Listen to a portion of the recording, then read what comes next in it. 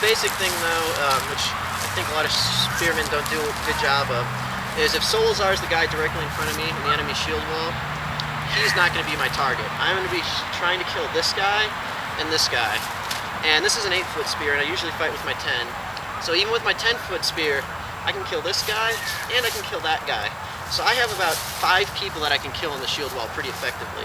Not everyone's going to pay attention. Yeah, and these 2 guys are going to pay attention to me a lot less than Solazar is, and the 2 guys next to them are going to pay attention to me even less than he is. So that's one of the main reasons you want to kill those 4 guys, not Solazar.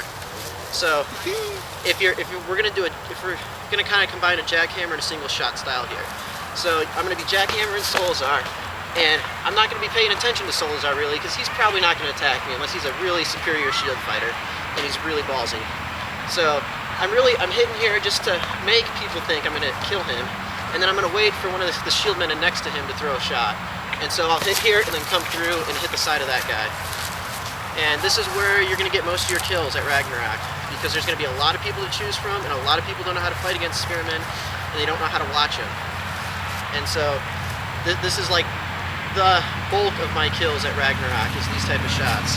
And when you have a 10 or 12-foot spear, you can really just go crazy and hit people 2 or 3 all the way down there.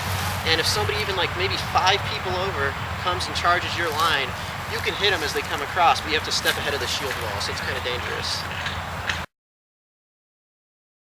So when you're fighting with other shieldmen, you always want to fight with shieldmen that know how to fight with spearmen, because there's a lot of shieldmen that don't know how to fight with spearmen at Ragnarok. So you got to make sure you're at least with aggressive shield fighters or shield fighters who know how to fight with spearmen. I don't know why there's so many shield fighters that don't know how to fight with spearmen effectively, but there's a lot of them out at Ragnarok.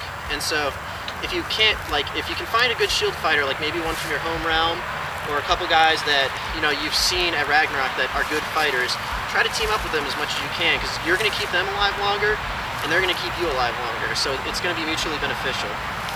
And the reason you want aggressive shield fighters is a lot of times you'll overextend yourself and throw a bad shot, and somebody's going to grab the top of your spear, and you might be able to pull that guy onto the ground.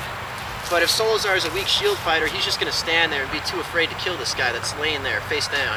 But Solazar, I know, is an aggressive shield fighter. I'm going to pull this guy to the ground. Solazar is going to be on top of him. That guy's going to be dead, and then I'm going to be back up to protect Solazar before he gets back into the line. So it's going to work really good for both of us. And in the event that you have bad shield fighters with you, this happens all the time at Ragnarok, this is not a good way to make friends, but what I usually do is, I'm going to step in a little bit, if Solazar is not really being smart, I'm going to push him where I want him, because he doesn't know what he's doing, and I know he's going to live better here, and we're going to get more kills together, so you push him around where you want him.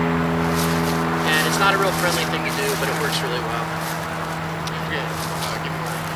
Yeah, and like if I see Solazar spacing out, or maybe really focusing on the guy in front of him, as a spearman, I'm going to be watching more of the archers and airborne. So, if I see an archer's focusing in on him, I'm going to move his shield to where he needs to block that arrow, or move his body, or just alert him that there's an archer that's about to kill him. So it's it's a mutually beneficial relationship here. We're both trying to keep each other alive. The next thing we're going to go over is what I call, the clash, where you have one shield wall running at another, and I see a lot of spearmen do a bad job of this, and I think a lot of people disagree with me here. But at Ragnarok, when you've got 2 forces coming together at really fast, when we're in a line and I've got my spear down and the wall's hit, all my spear is going to do is hit some shield, it's going to get bounced to the side, or it's going to get stuck up like this. I'm not going to get any kills until people die. So rather than possibly injuring somebody in that situation or having my spear pinned, I always come up, I'll start the charge up here, but right before we clash, I'll bring my spear up or take a step back.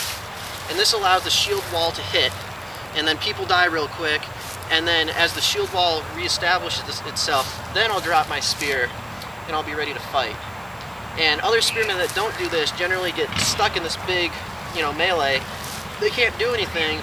They lose their spear in this big crush, and then they get killed, or they're not effective until 4 or 5 seconds after I've already started killing people, because they have to get their spear back. So when those sides hit, raise your spear, take a step back, let the shieldmen do their job, And then as the line reestablishes, plant yourself up and start getting kills again.